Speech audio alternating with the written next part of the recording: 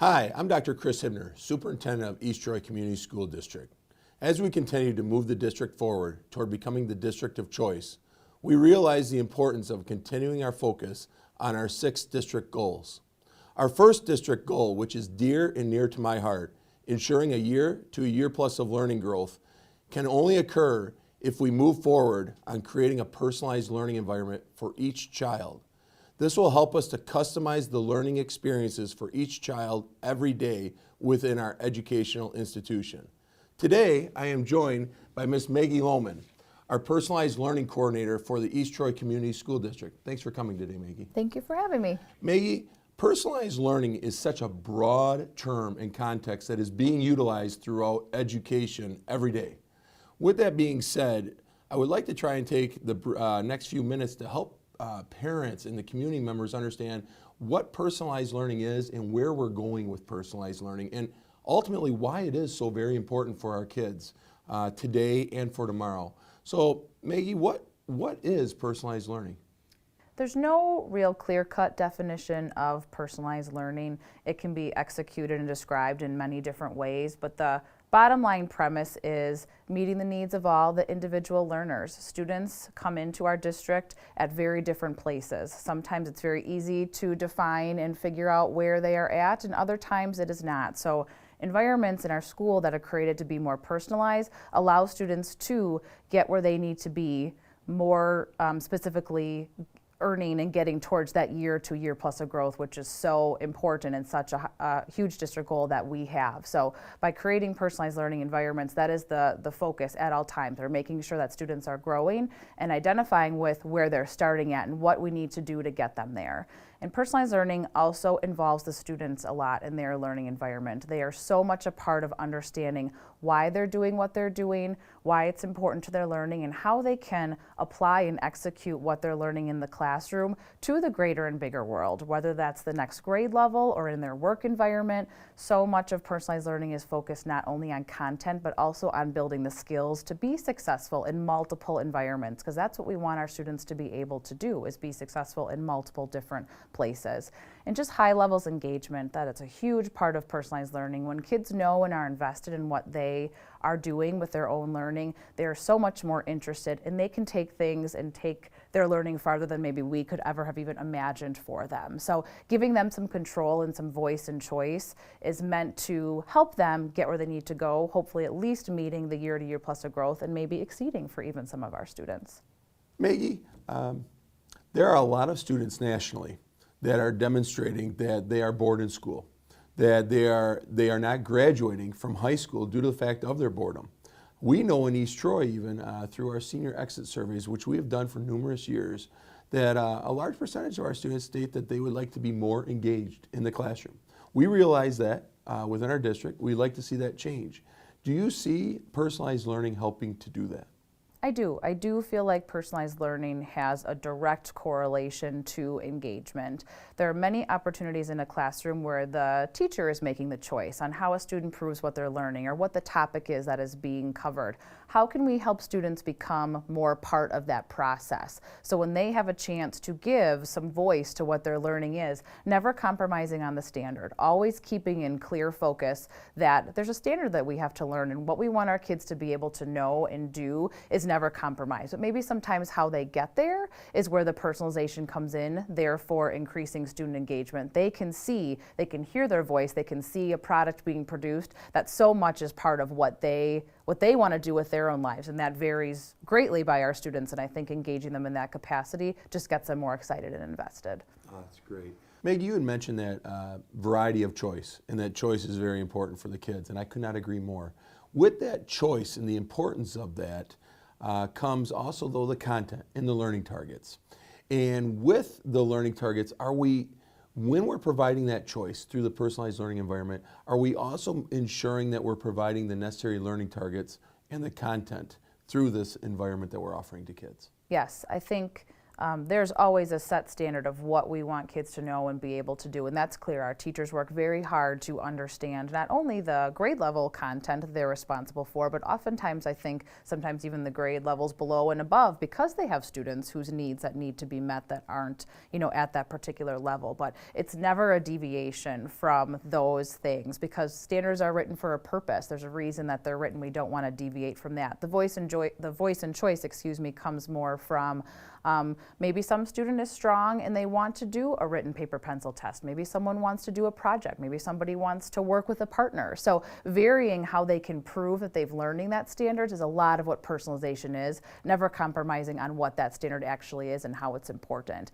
And I think there's more flexibility for students who maybe need to slow down, go a little bit slower, and take a little bit more time on certain standards, and for those who are able to go quicker. And if they can progress through, how can we challenge them so they're not bored, so they are able to go above and beyond maybe where their grade level peers are. And for those who need a little bit more time, they're allowed in the flexibility to be able to do that. Maggie, as parents were to view a personalized learning environment, what would they see, hear, and feel that's different in regards to the personalized learning environment that we're talking about and ultimately trying to create for the students for today and tomorrow than what we probably experienced when we were in school going through the system? So how is it different for a child today, and how would a parent see that difference in the learning environment today? Well, you hit the nail on the head. I think the classroom may be set up in a way that didn't look like the way our parents had classrooms, or even myself, the classroom. Oftentimes, classrooms that are more personalized sometimes have fewer desks, or students are engaged in sitting around tables together. We even see classrooms that are personalized where there's comfy furniture, or foofy chairs, or couches, or whatever it might be. Learning spaces set up in different ways. Not every student learns the best by sitting in a desk in a row with a hard table in front of them. So offering options within the classroom, you might just see different places, different options for kids to go. Some like the comfort of different furniture. Some like the ability to sit and work together collaboratively. Some like to work alone and have their own individual spaces. But less of the one size fits all, everything looks the same type of classroom. Things are set up in a different way, so different types of learning can occur, and students have the ability to engage in what type of little learning space in their room best meets what their needs are. With the personalized learning initiative and movement, it obviously is going to impact and have to reform, revise educational practices for this to come to full fruition. What do you foresee are practices and systemic changes that will need to continue to be improved upon for us to make personalized learning truly happen for each child each year? I do have to reiterate that I certainly believe that every teacher does have the best interest of their children in mind at all times. It could be challenging, though. There could be 33 of them in one room and one teacher, and that's really hard if you're the only one in the classroom owning the learning experience. I think probably one of the biggest shifts is maybe getting rid of some of that control and helping the students become empowered in their own experience. So there's more collaborative time between the teacher and the student, less sit and get, for lack of a better word, where teachers sharing information. It's more empowering the student. Well, how can you find this information? How can you use and apply it? Engaging the students in a way so they're owning it, so the teachers don't always have to be in complete ownership. Because that, I think, is where it gets challenging for teachers, is they have to frame a question to themselves. Well, how do I individually do this by myself? You don't have to do it by yourself. Your kids have to be a part of it. So that, I think, it's never been teachers haven't wanted to do that for their students. I fully believe they've always wanted to. Sometimes it's just hard to know the right way, but I think relinquishing a little bit of control, getting the students more involved and engaged in that way might help.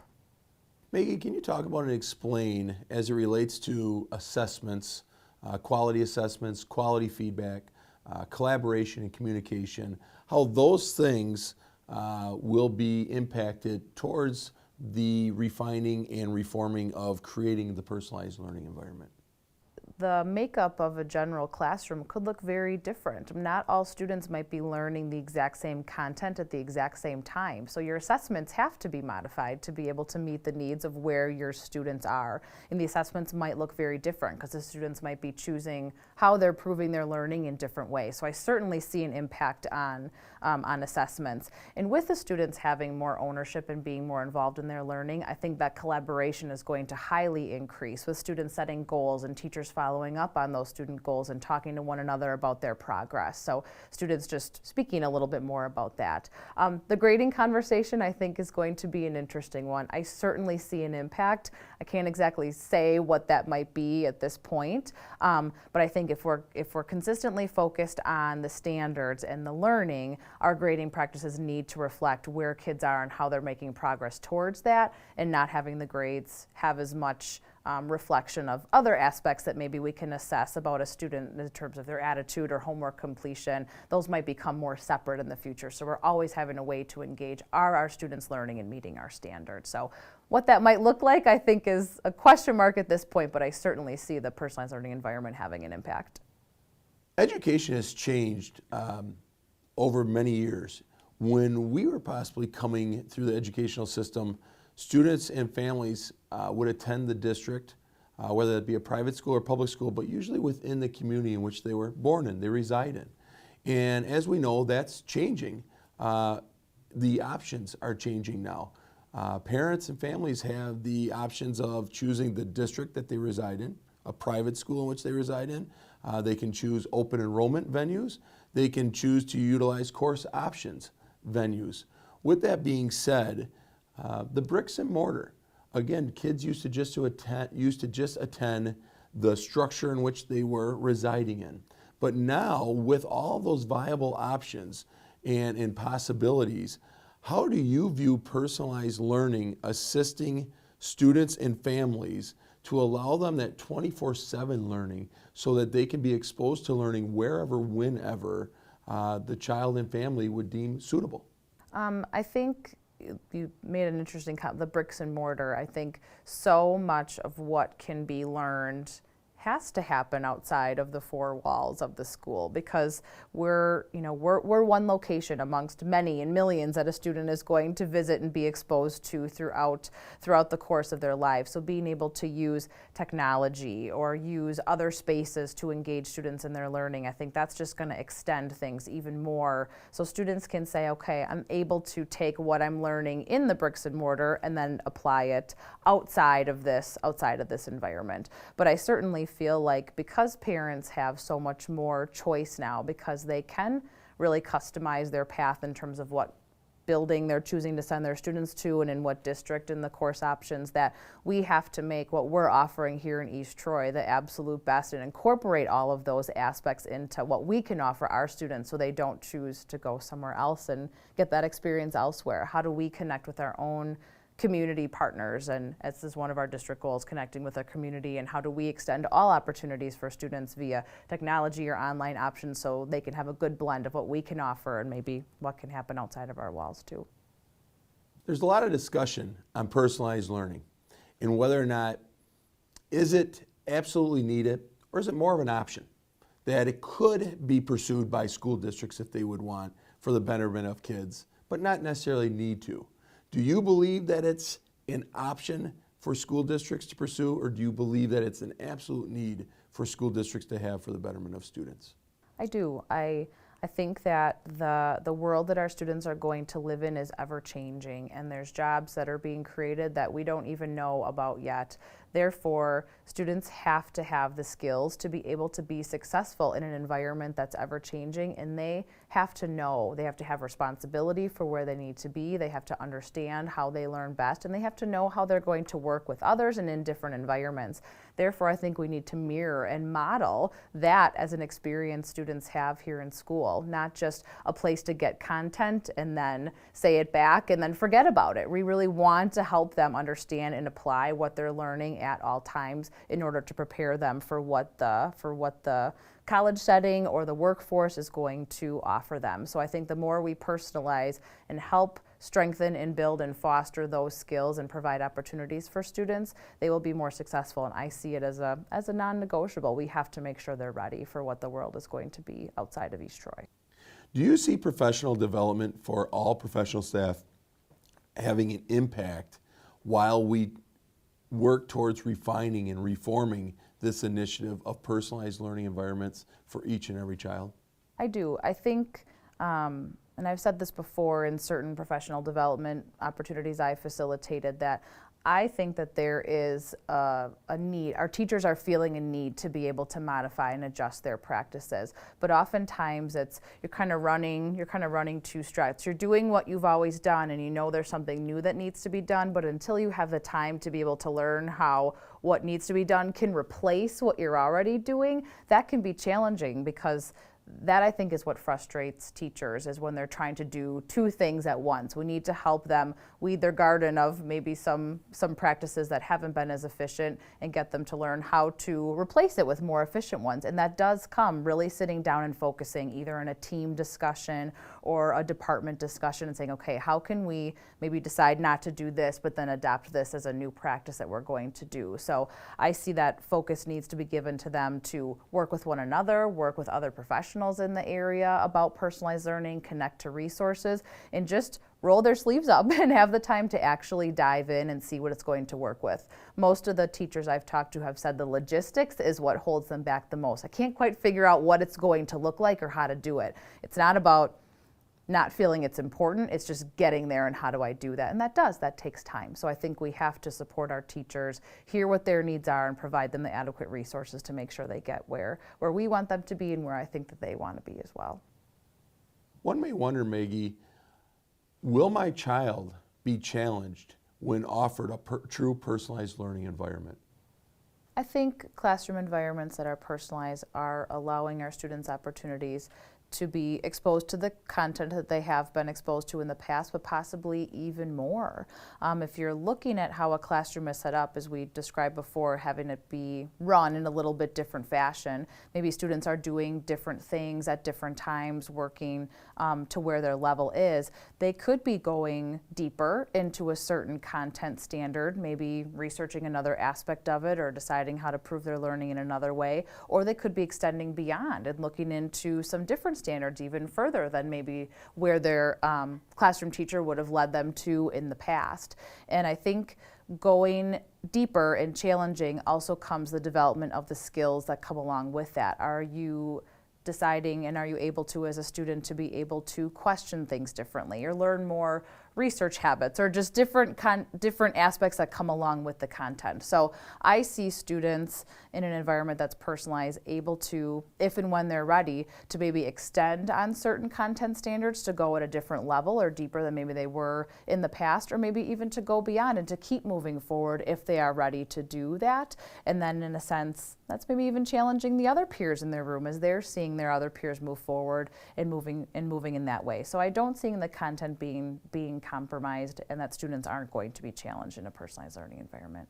So you see a little bit of the way you depicted that, and that was great, thank you so much, is that students are becoming not only consumers of receiving so much information, and the way I remember growing up, to be quite frank, I received a lot of information, Right. and then I had to show them that I remembered that Remembered it, information. That's still vitally important to build upon that past background absolutely, knowledge, right. but also that we're trying to make our students to be more producers. Yeah, not just saying, okay, I remember this content, and for however long that memory serves. For some students it's a long time, and for others it's not long at all, but also being able to say, okay, I learned this content, but here's now, as being a producer, as you called it, here's how I can apply it. Here's how I can show you how I learned it in a practical setting, or here's how I can create. I'm going to take this idea and create something new and further and beyond than maybe I was thinking I could as a student, and kind of igniting and sparking some of those different skills that come along with, but never compromising, using those skills to always enhance and go further, but with the content area always being the key focus. Is it fair to say that accountability will have a higher bar under a personalized learning environment due to the fact we want to ensure that all students are having that year to a year plus of learning growth? So with that thought and process, do we feel that there will be a higher level of accountability while we're working towards ensuring that under a personalized learning environment?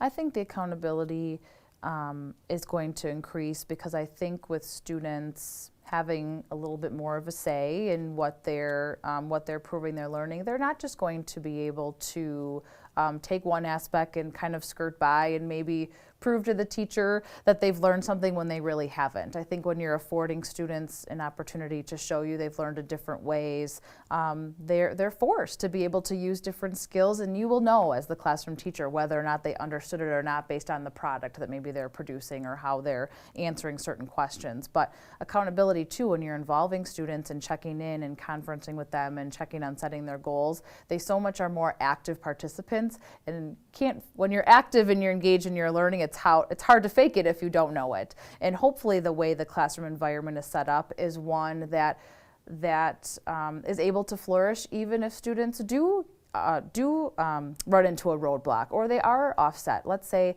a student has a non-successful experience with a certain content standard or master. Let's not have them be discouraged because they failed or whatever it might be. Let's help them learn what do you need to do to be able to get there and engage them in that process so they're not afraid if that's something that they're running into. They know how to ask questions and continue to do that. And all those pieces, I think, are part of the accountability because the kids are the main center of it all.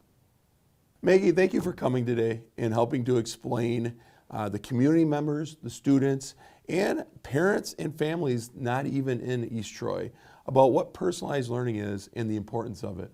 Obviously, there will be continuing discussions on personalized learning as we continue to evolve and try to make this learning environment for all kids. But again, I want to thank you for taking the time due to the fact that I think it's so vitally important as we move forward towards helping to assist each and every child in our district to truly have that customized learning environment. So thank you.